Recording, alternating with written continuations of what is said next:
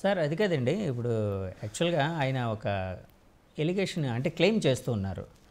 అంటే 10% రావాలి సీట్స్ ఇలా కాకుండా ఏదైతే సెకండ్ లార్జెస్ట్ పార్టీ ఉంటుందో దానికి ప్రతిపక్ష హోదా ఇవ్వాలి.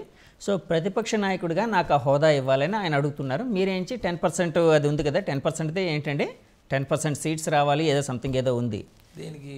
ప్రతిపక్ష హోదాకి సంబంధించి, జగన్మోహన్ రెడ్డి గారి ప్రతిపక్ష హోదాకి సంబంధించి ఆయన అడుగుతున్నారు. సెకండ్ లార్జెస్ట్ పార్టీ మాదే కాబట్టి, అంటే మీదంతా కూటమిగా చేశారు, కూటమి తర్వాత ఉన్న పార్టీ మాదే కాబట్టి మేము 11 గెలిచినా కూడా మాకు ప్రతిపక్ష హోదా ఇవ్వండి అని అడుగుతున్నారు.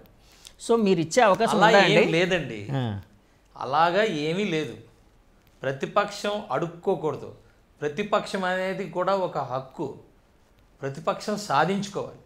ప్రజలు ప్రతిపక్షం కూడా ఇవ్వకుండా నీకు తీర్పు ఇచ్చినప్పుడు నువ్వు శిరస వహించాలి. అంటే ప్రతిపక్ష హోదా ఇస్తేనే మీరు పోరాటం చేస్తారా ప్రజల కోసం? యాక్చువల్గా ప్రజలు మీకు ఇచ్చిన తీర్పుతో ప్రతిపక్ష హోదా కూడా మీకు దక్కదు. It's a defined thing. అసెంబ్లీలో కాన్స్టిట్యూషన్లో అసెంబ్లీ దీంట్లో అది డిఫైన్డ్ థింగ్ అండి. అంత పర్సెంటేజ్ వచ్చినప్పుడు ఇన్ని సీట్లు రావాల్సిన బాధ్యత మీకు ఉంది. అంటే ప్రతిపక్ష హోదా కూడా ప్రజలు మీకు కల్పించలేదు. కానీ వాళ్ళు కొన్ని ఉదాహరణలు అయితే చూపిస్తున్నారు కదండి. ఉమ్మడి ఆంధ్రప్రదేశ్కి సంబంధించి ఒకటి చెప్తాను చూడండి. ఆ రోజు ఎన్టీ రామారావు గారు కాంగ్రెస్కి ప్రతిపక్ష హోదా లేనప్పుడు ఆయన ప్రతిపక్ష హోదా ఇచ్చారు. ఏమండి, ఈరోజు పెద్ద మనసు కాదు ఇక్కడ. జగన్మోహన్ రెడ్డి అనే వ్యక్తి 2014 నుంచి 19 వరకు ప్రతిపక్ష హోదాలో ఉన్నాడు. ఏం చేశారు? దాన్ని ఎంజాయ్ చేసి దుర్వినియోగం చేశారు. ఓకే. 19 నుంచి 24 వరకు అధికార పక్షంలో ఉన్నారు. దాన్ని ఎంజాయ్ చేశారు, దుర్వినియోగం చేశారు, బీభత్సంగా దుర్వినియోగం చేశారు. ఆయన ప్రతిపక్షానికి పనికిరాడు, అధికారానికి పనికిరాడు. ఇది డిసైడెడ్. మరి అర్హత లేని వ్యక్తులకి హోదాలు ఇచ్చి ప్రజల్ని ఇంకా కిందకి తీయాల్సిన పనేమీ లేదు. ఇది వాస్తవం. ఇవ్వచ్చు కదా అని అడుక్కోవాల్సిన పని మీరు సాధించుకోండి. ప్రతిపక్షంలో మేము పోరాటం చేసాం ప్రజల వైపు అని మీరు చూసిన రోజు ప్రజలు మీకు ప్రతిపక్ష హోదా ఇస్తారు. ఓకే. నేనంటుంది ప్రతిపక్ష హోదా కూడా చాలా గొప్పదండి, చాలా గొప్పది. మరి చంద్రబాబు నాయుడు గారు అంత ఇబ్బందులుండి 23లో ప్రతిపక్ష హోదాతో ఎంత పోరాటం చేశాడైనా? మీరు 60+ వచ్చింది కదా 14 నుంచి 19 మధ్యలో, మీరు చేశారా?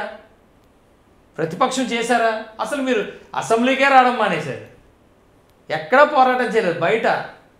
బయట ఊరికే పాదయాత్రలు చేసుకుంటూ తిరిగారు. So he is not fit for both the things. Sir, మీరు ఎమ్మెల్యే అయిన తర్వాత ప్రమాణ స్వీకారానికి వెళ్ళినప్పుడు జగన్మోహన్ రెడ్డి గారు కూడా వచ్చారు కదండి. అప్పట్లో అంటే వాళ్ళందరూ వచ్చారు, సరే ప్రమాణ స్వీకారం చేసి వెళ్ళిపోయారు కదండి. ఏమైనా వాళ్ళు ఫ్రెండ్లీగా గ్రీట్ చేసుకోవడం అలాంటివి ఏం జరిగాయండి? వాళ్ళు ఏం కనపడలేదు, వచ్చారు పారిపోయారు, ఎవరు కనపడలేదు. ఎందుకు భయం? అంటే ఓటమిని జీర్ణించుకోలేక పారిపోయారంటారా? అది వాళ్ళ మైండ్ సెట్, వాళ్ళ స్టేట్ ఆఫ్ మైండ్ అది. అక్కడ ఎవ్వరు కూడా మొత్తం 164 మంది ఎవ్వరం కూడా ఒక్క మాట అనలే, ఒక్క ఇదనలే. వాళ్ళకి హక్కు ఉంది. 11 మంది ప్రజలు పంపించారు. ఆ 11 నియోజకవర్గాలు ప్రజలకు కూడా గౌరవం మాత్రం ఇచ్చారు. ముఖ్యమంత్రి గారు కానీ, స్పీకర్ గారు కానీ, ఉప ముఖ్యమంత్రి గారు కానీ అందరం గౌరవం ఇచ్చాం. సభ అంటే సభే, ప్రతినిధి అంటే ప్రతినిధే. ఎందుకు భయం? మీరు చూస్తే వాళ్ళ ప్రమాణ స్వీకారాలన్నీ కూడా భయంతో చేశారు. ఎందుకండి? వాళ్ళకి అధికారం ఉన్నప్పుడేమో రెచ్చిపోయారు, ఇప్పుడు భయపడిపోతారంటే ఎలా అవుతుంది? అంతే కదా. ఎందుకు భయం? మీరేం తప్పు చేయలేనప్పుడు ఎందుకు భయపడాలా? ఉండండి, పోరాటం చేయండి. 11 అంటే తక్కువ కాదు, పోరాటం చేయండి. ఏమైనా తప్పులు ఉంటే మీరు చెప్పండి. అవన్నీ మానేసి గతంలోంచి వాళ్ళు చేసిన తప్పులన్నీ కూడా ఇప్పుడు బయటికి ఎత్తి అది అయిపోతుంది ఇది అయిపోతుంది అంటే యూ షుడ్ బి కన్స్ట్రక్టివ్గా ఉండాలి. అందుకే అంటున్నాను, మీకు అపోజిషన్ అనేది విలువ తెలియదు మీకు. అపోజిషన్ హోదా అంటే అక్కడ ఏదో మీకు ఫెసిలిటీస్ వస్తాయని మీరు అడుగుతున్నారు తప్పితే, అపోజిషన్ హోదా అంటే దానికి కావాల్సిన పోరాటాలు ఇవన్నీ మీరు సింగిల్ మ్యాన్ ఉన్నప్పుడు కూడా పోరాటం చేయాలి. అవి కూడా చేయలేదు కదా. నేను అడుగుతున్నా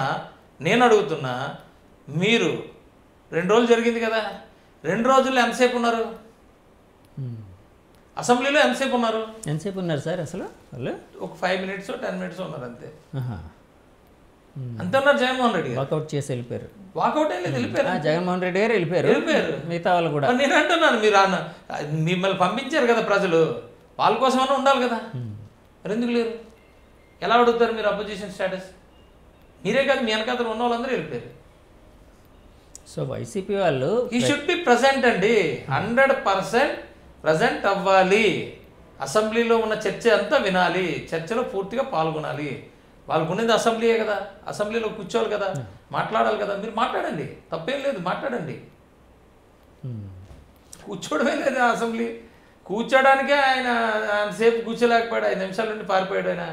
ఆయనకి అపోజిషన్ స్టేటస్ ఇచ్చేయమంటే ఇప్పుడు రేపు పొద్దున్న బయట తిరగడానికి వాటికి అవి ఉపయోగించుకుంటాడు ప్రజల కోసం. సో ప్రోటోకాల్ని అడుగుతున్నారు కానీ రెస్పాన్సిబిలిటీని వాళ్ళు తీసుకోవట్లేదు అన్నది మీ ప్రధానమైన ఆరోపణ. ఆరోపణ ఏముందండి? ఆరోపణ కదా, అదే అసెంబ్లీకి ప్రజలు పంపించారు, కూర్చోలేకపోయాడు. 1.5 రోజు 2 రోజులు అసెంబ్లీ జరిగింది, కూర్చోలేకపోయాడు ఆయన. వాళ్ళైతే ఆరోపణే అంటారు కదండి. ఎవరు? వైసీపీ వాళ్ళు ఏం మాట్లాడినా ఇప్పుడు మీరు మాట్లాడేదని ఆరోపణ అంటారు. మమ్మల్ని మేము మాట్లాడాల్సిన పని లేదు. పోరాటం చేసినప్పుడు వాళ్ళు తిట్టినప్పుడు మేము తిట్టాము, వాళ్ళు వల్గర్ లాంగ్వేజ్ ఆ స్థాయికి మేము దిగజారలేకపోయాము. అయినా కూడా మేము చాలా వరకు మనసు చంపుకొనే మేము ప్రొటెస్ట్ చేసాం. ప్రజల కోసం మాట్లాడేటప్పుడు గట్టిగానే మాట్లాడాం. మా మీద అనేకమైన రౌడీలని ఇదని అదని మాట్లాడారు. మేము రౌడీలు అయితే మేము రాజకీయాల్లో పనికిరాం కదా. మమ్మల్ని మా మీద చాలా ఆరోపణలు చేశారు. మీరు అవతలోడు 4 తిడితే మేము కనీసం ఒకటన్నా మేము ప్రొటెస్ట్ చేయాలి కదా. మీరు చంపేస్తానంటే రండ్రా బాబు అని ముద్దిస్తారా ఏంటి? అంతే కదండి. ఇది జరిగింది. ఈరోజు కూడా ఆలే లాంగ్వేజ్ ఈరోజు మాట్లాడాల్సిన పని. ప్రజలు ఆల్రెడీ నిర్ణయం ఇచ్చేశారు. ఎస్, ఆ లాంగ్వేజ్ మాకు నచ్చలేదని ఇచ్చేసారు నిర్ణయం. కాబట్టే కదా మేము కూర్చున్నప్పుడు మళ్ళీ ఆ లాంగ్వేజ్ మాట్లాడితే వాళ్ళకి తేడా ఏంటి? అంతే కాదు సార్. ఈ స్పృహ మీ నాయకులు అందరిలో ఉందా అండి? అబ్సల్యూట్లీ. ఎందుకంటే చంద్రబాబు నాయుడు గారు కానీ పవన్ కళ్యాణ్ గారు కానీ పదే ఈ విషయం చెప్తూ ఉన్నారు. మీ అంటే ఆ కార్యకర్తలు వాళ్ళ నాయకులకి ఎమ్మెల్యేలందరికీ జాగ్రత్తగా ఉండండి, వాళ్ళలాగా మనం ఉండకూడదు, వేరియేషన్ ఉండాలి. స్వామ్యం కోసం ప్రజల కోసం పెట్టే పార్టీ నాయకులు ఎవరికైనా ఉంటుందండి. స్వార్థానికి పార్టీలు పెట్టుకొని ముఖ్యమంత్రులు అవ్వాలి, సంపాదించుకోవాలి, కక్ష సాధింపులు చేసుకోవాలనుకున్న వాళ్ళకి ఉండదండి. ఇది వాస్తవం. చంద్రబాబు నాయుడు గారు తెలుగుదేశం పార్టీ అంటే అది ఒక పెద్ద యూనివర్సిటీ, అందులో ఇలాంటివి అయితే నేర్పించరు. ఇక్కడ ఒక విలువలతో కూడిన ఒక వ్యక్తి పెట్టిన పార్టీ పవన్ కళ్యాణ్ గారు, ఇందులోని ఆయన ఎలవ చేయరు. అర్థమైందండి.